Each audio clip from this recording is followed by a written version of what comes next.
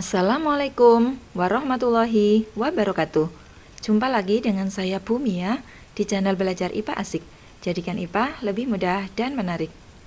Pada video ini masih melanjutkan bagian kemagnetan, yaitu pada bagian yang kedua.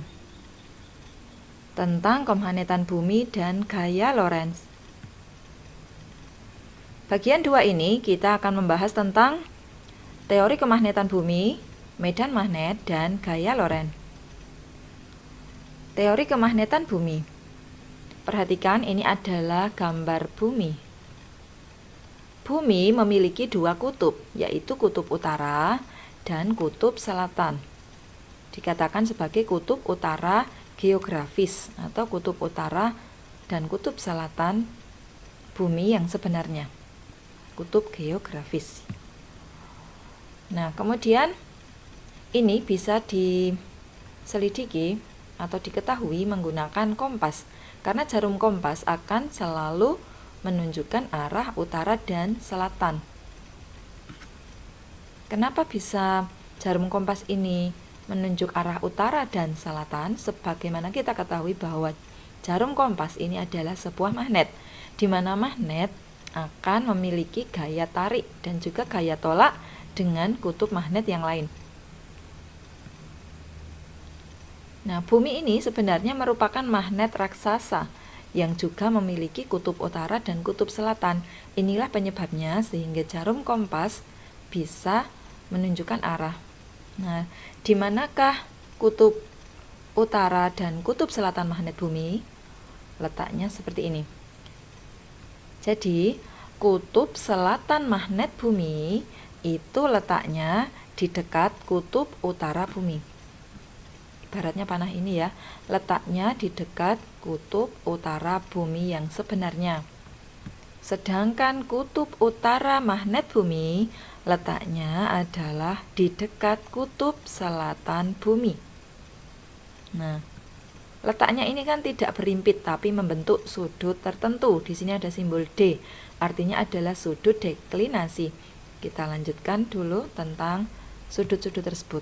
Nah, sudut deklinasi dan inklinasi. Apabila kamu menggunakan jarum kompas, maka akan membentuk sudut antara jarum kompas dengan kutub utara atau kutub selatan bumi. Inilah yang dinamakan sudut deklinasi. Jadi, sudut deklinasi adalah sudut antara jarum kompas dengan kutub utara ataupun kutub selatan bumi. Nah, sudut deklinasi bisa positif jika kutub utara magnet menyimpang ke timur seperti ini. Ini dikatakan sebagai sudut deklinasi yang positif. Nah, sedangkan sudut deklinasi negatif jika kutub utara magnet menyimpangnya ke barat. Seperti ini. Kemudian apa itu sudut inklinasi? Inklinasi merupakan sudut antara jarum kompas dengan garis horizontal permukaan bumi.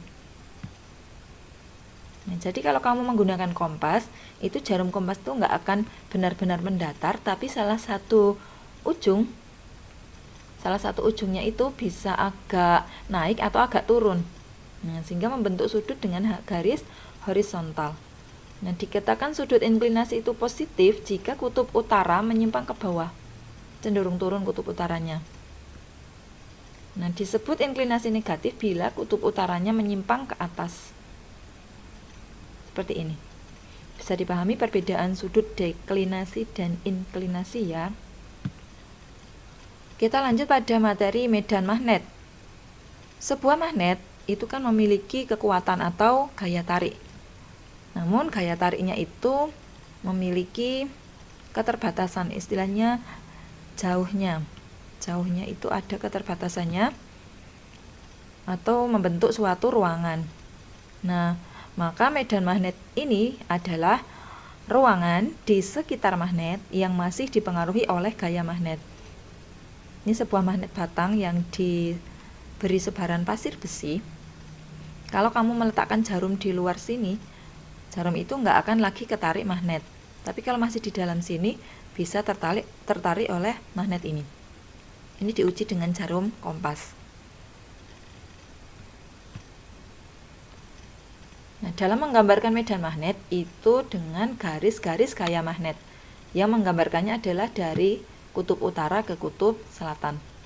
N ini north ya, kutub utara, S adalah south, kutub selatan. Jadi menggambarkan garis gayanya, arah panahnya ini dari utara ke selatan. Dari utara ke selatan. Nah, tempat yang garis gaya magnetnya rapat menunjukkan medan magnetnya semakin kuat. Kemudian bagaimana sih pola garis gaya magnet pada dua kutub yang berdekatan? Apabila utara dengan utara didekatkan kan akan tolak-menolak. Dalam menggambarkan gaya tolak seperti ini. Jangan lupa arah panahnya keluar kalau dia kutub utara ya. Karena tadi garis gaya adalah dari kutub utara menuju ke kutub selatan. Dari utara menuju selatan. Dari utara menuju selatan. Jadi arah panahnya ini keluar. Kemudian apabila selatan dengan selatan didekatkan, tolak menolak juga ya, tapi perhatikan arahnya. Untuk selatan arahnya masuk, panah masuk, panah masuk. Nah, sekarang bagaimana bila kutubnya beda jenis? Misalnya utara dengan selatan nih kita dekatkan, akan tarik-menarik. Menggambarkan tarik-menarik seperti ini. Tapi ingat arah panahnya jangan kebalik ya, arah panahnya dari utara menuju ke selatan. Ini dari utara menuju ke selatan, dari utara menuju ke selatan. Kita lanjutkan pada materi medan magnet di sekitar kawat berarus listrik. Sebuah kawat yang dialiri arus listrik ini bisa menghasilkan magnet. Ini diselidiki oleh seorang ahli yang bernama Hans Christian Ørsted. Ørsted menemukan bahwa di sekitar kawat berarus ini, bila diberi jarum kompasnya akan bergerak menyimpang, dan menyimpangnya ini teratur. Penyimpangan magnet jarum kompas ini akan makin besar jika kuat arus listriknya juga diperbesar. Kemudian bagaimana arahnya? Arah penyimpangan jarum kompas akan bergantung pada arah arus listrik. Ketika arah arusnya dari bawah ke atas, maka arah medan magnetnya seperti ini. Berlawanan arah dengan jarum jam. Tapi ketika nanti arah arusnya dibalik menghadap ke bawah, arah perputaran magnetnya, arah medan magnetnya juga akan kebalik menjadi searah jarum jam.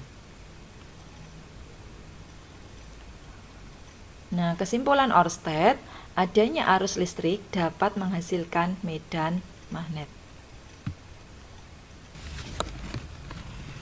Kita lanjutkan pada materi gaya Lorentz. Tadi diselidiki oleh Ørsted bahwa kawat berarus listrik dapat menimbulkan medan magnet.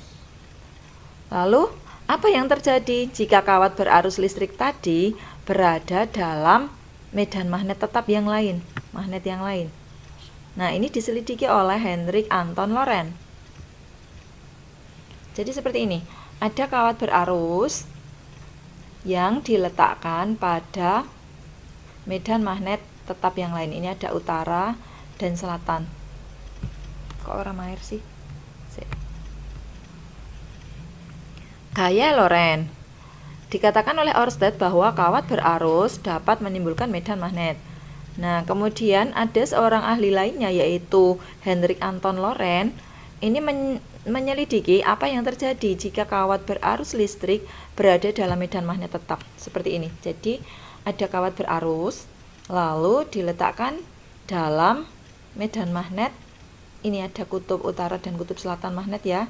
Di sini kan sudah ada garis gaya magnet. Nah, lalu bagaimana dengan kawat ini? Ternyata akan ada interaksi antara kawat berarus ini dengan magnet tetap ini, sehingga akan menghasilkan gaya. Nah, Lorentz menyimpulkan bahwa besarnya gaya yang ditimbulkan akan berbanding lurus dengan kuatnya arus, kuat medan magnet, panjang kawat, dan sudut yang dibentuk oleh arah arus listrik dengan arah medan magnet. gaya itu kemudian dinamakan gaya Lorentz. Jadi magnetnya ini akan bergerak-gerak ya. Gaya Lorentz disimbolkan dengan F sama dengan B kali I kali L, di mana B adalah kuat medan magnet dalam Tesla. Jadi satuan kuat medan magnet itu Tesla, simbolnya T besar. Lalu kuat arus listrik I adalah kuat arus listrik dalam ampere, L adalah panjang kawat dalam meter, F adalah gaya Lorentz dalam Newton. Bagaimana menentukan arah gaya Lorentz? Kita ingat bahwa gaya merupakan besaran vektor, sehingga gaya Lorentz akan memiliki arah. Arah gaya Lorentz akan tergantung pada arah arus listrik dan juga arah medan magnet. Untuk menentukan arah gaya Lorentz bisa digunakan kaidah atau aturan tangan kanan. Perhatikan nih, ibu jari menunjukkan arah arus listrik atau I, telunjuk menunjukkan arah medan magnet atau B, dan jari tengah dalam posisi seperti ini itu menunjukkan arah gaya Lorentz. Bisa juga kalian menggunakan tangan kanan yang membuka, di mana ibu jari akan menunjukkan arah kuat arus listrik, keempat jari menunjukkan arah medan magnet, dan arah telapak tangan yang membuka ini menunjukkan arah gaya Lorentz. Pemanfaatan gaya Lorentz. Nah, gaya Lorentz ini dimanfaatkan dalam beberapa alat yang menggunakan energi listrik mengubahnya menjadi energi gerak. Nah, contoh yang pertama adalah motor listrik. Banyak sekali peralatan yang memiliki motor listrik seperti kipas angin, blender, mixer, mobil mainan, dan lain-lain. Pokoknya yang mengubah dari energi listrik menjadi energi gerak. Lalu yang kedua adalah alat ukur listrik seperti multimeter, ampermeter, voltmeter. Ini juga ada memanfaatkan gaya Lorentz. Ini daftar pustaka yang saya gunakan. Terima kasih, kita sudah belajar kemagnetan bagian kedua. Nah, kita lanjut lagi pada kemagnetan bagian 3 pada pertemuan yang akan datang. Selamat belajar. Wassalamualaikum warahmatullahi wabarakatuh.